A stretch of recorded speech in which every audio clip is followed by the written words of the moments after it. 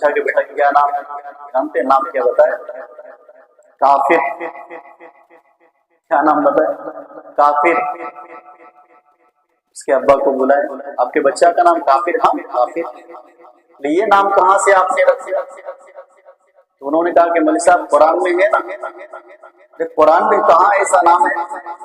انہوں نے کہا کہ آپ لوگ مولوی ہو گئے مگر آپ لوگوں کو قرآن یاد نہیں۔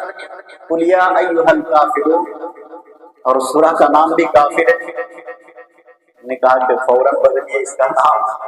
قرآن کے اندر جتنے لفظ ہیں وہ سارے کے سارے بچوں کے نام رکھنے کے لیے نہیں ہے۔ تو نام بھی لوگ سمجھتے ہیں کہ قرآن میں جتنے بھی الفاظ ہیں وہ سارے کے سارے نام ہم ڈال دیں۔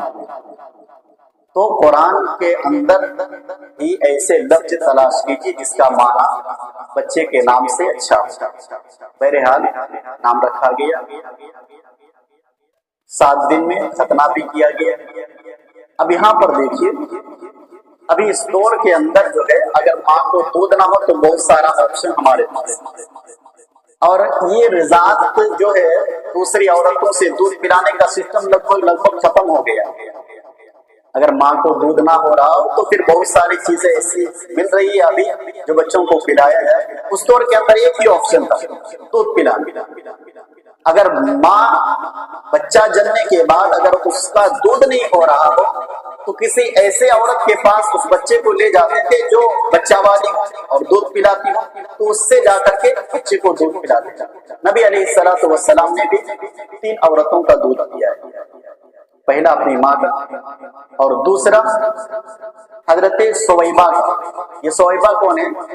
ابو لہب کی باندی، اور یہی باندی ہے نوکرانی غلام جس کو ابو لہب نے نبی علیہ الصلوۃ والسلام کے پیدائش کی خوشی پر ابو لہب نے اس غلام باندی کو آزاد کر دیا۔ اس کا بھی ایک الگ ہے، ابھی آ رہا ہے ربیع الاول کا مہینہ، انشاءاللہ اس میں یہ حدیث بھی آ جائے گا۔ تو انہوں نے اپنے انگلی کے اشارے سے اپنی باندی سویبہ کو آزاد کر دیا تھا۔ کس خوشی میں؟ جناب محمد رسول اللہ صلی اللہ علیہ وسلم خوشی میں کہ میرے مرحوم بھائی کے گھر لڑکا پیدا ہوا، اور اسی خوشی میں انہوں نے آزاد کر دیا۔ وہی باندی ہے حضرت سویبہ جس نے نبی علیہ الصلوۃ والسلام کے پینے کے بعد حضرت سویبہ کا دودھ پیا۔ حضرت سویبہ نے آپ سے پہلے آپ کے چچا حضرت حمزہ کو بھی دودھ پلایا، اسی لیے نبی علیہ الصلوۃ والسلام کی چچا حضرت حمزہ تو چچا ہے، اور دوسرے طرف سے رضائی بھائی بھی، یعنی دودھ شریک بھائی بھی، اور آپ کے بعد ابو سلمہ کو بھی انہوں نے دودھ پلایا۔ جب 1.5 مہینے کے ہوئے نبی علیہ الصلوۃ والسلام، تو عرب کا اس وقت کا معمول یہ تھا کہ مکے کے اندر جو شہری لوگ تھے وہ اپنے بچے کو دیہات کے اندر بھیج دیتے تھے تاکہ دیہات کے اندر آب و ہوا لگ کر کے بچہ مضبوط ہو جائے اور عربی بولنا اچھی طرح سے سیکھ جائے، کیونکہ شہر کے اندر جو ہے ہر قسم کی بھاشا اور زبانیں ملتی ہے جس کی وجہ سے خلط ملط ہو جاتا ہے، اور دیہات کے اندر جو ہے زبانی اعتبار سے جس زبان پر وہ بات کرتے ہیں سارے کے سارے لوگ اسی زبان پر ہیں۔ تو آمینہ کو بھی دعوت کی ہوا کہ میں اپنے بچے کو دیہات کے اندر، ادھر قبیلہ بنی سعد سے دایاؤں کی ایک ٹیم نکلتی ہے کہ چلو مکہ جاتے ہیں اور مکے سے کوئی بچہ لے کر کے آتے ہیں تاکہ ان کی پرورش کرے، ان کو دودھ پلائیں، جس کی وجہ سے ہمیں قبیلہ بنی سعد سے دایاؤں کی ایک ٹیم نکلتی ہے، چلو مکہ چلتے ہیں، کوئی بچہ لے کر کے آتے ہیں جس کی پرورش کریں گے اور جس کی پرورش پر ہمیں جو ہے اجرت ملے گی۔ دایاؤں کا ایک ٹیم پر قبیلہ بنی سعد سے نکلتی ہے، انہی دایاؤں میں سے ایک دایا کا نام حلیمہ سعدیہ ہے۔ یہ اتنا کمزور اونٹنی پر سوار ہے کہ اس کی اونٹنی چلتے چلتے تھک کر کے رک کر کے بیٹھ جایا کرتی ہے۔ ساری دائیں کہتی جاتی ہے او حلیمہ اس مری ہوئی اونٹنی کو لے کر کے آئی ہے کہ تیری وجہ سے ہم لوگوں کو بھی رکنا پڑتا ہے۔ حلیمہ کہتی ہے میں کیا کروں، میری اونٹنی یہی ہے اور اس اونٹنی کے علاوہ کوئی دوسری اونٹنی میرے پاس ہے سوار کرنے کے لیے۔ بہرحال بڑی مشقت کے ساتھ پریشانی کے ساتھ یہ دایاؤں کی ٹیم مکہ کے اندر آتی ہے اور حلیمہ سب سے پیچھے آ رہی ہے کیونکہ اس کی اونٹنی تیز رفتار نہیں ہے، چلنے میں آگے نہیں ہے۔ दुबली पतली ऊँटे और उसी पर सवार होकर के हलीमा खुद बयान फरमाती है कि मैं इतने तकलीफ और परेशानी के साथ मक्का पहुंचे कि मेरी सारी के सारी सहेलियां मक्का के अंदर पहुंच चुकी है।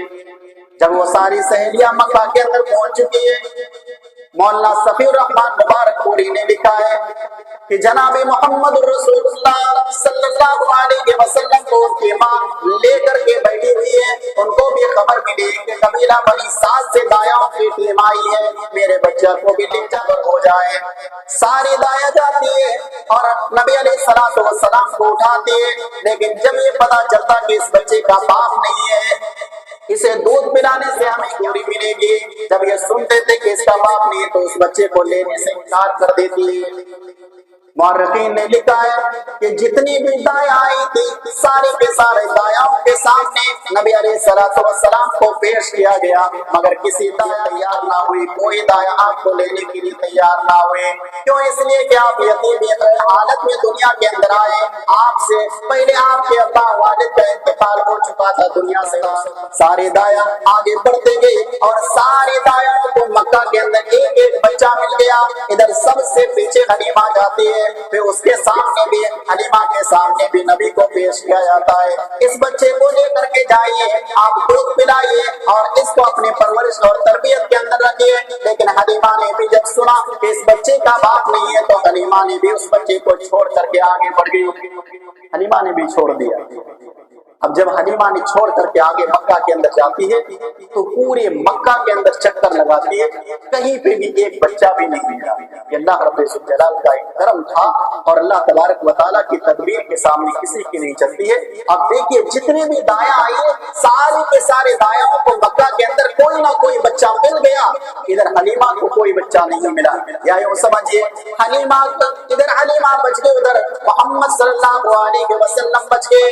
हलीमा ने कोई बच्चा मक्का के अंदर ना पाया और मोहम्मद सल्लल्लाहु अलैहि वसल्लम ने कोई दाया ना पाया। हलीमा अपने खीमे के अंदर आती है और अपने शौहर से कहती है, बड़ी तकलीफ के साथ आई हूँ, बड़ी मुशक्कत के साथ आई हूँ, अगर खाली हाथ रो जाओ लौट जाओ तो मुझसे बड़ी बुरी किस्मत वाली कोई नहीं होगी। सारे के सारे लोग मुझे ताना देंगे कि इतनी तकलीफ के साथ आने के बावजूद तुझे मक्का के अंदर कोई बच्चा ना मिला, लिहाजा ऐ मेरे शौहर अगर आपकी इजाजत हो तो मैं उसी यतीम बच्चे को अपने गोद ले लेती हूँ और उसी बच्चे को यतीम बच्चे को लेकर के मैं कबीला बनी सास चली जाती हूँ। शौहर ने इजाजत दे दिया।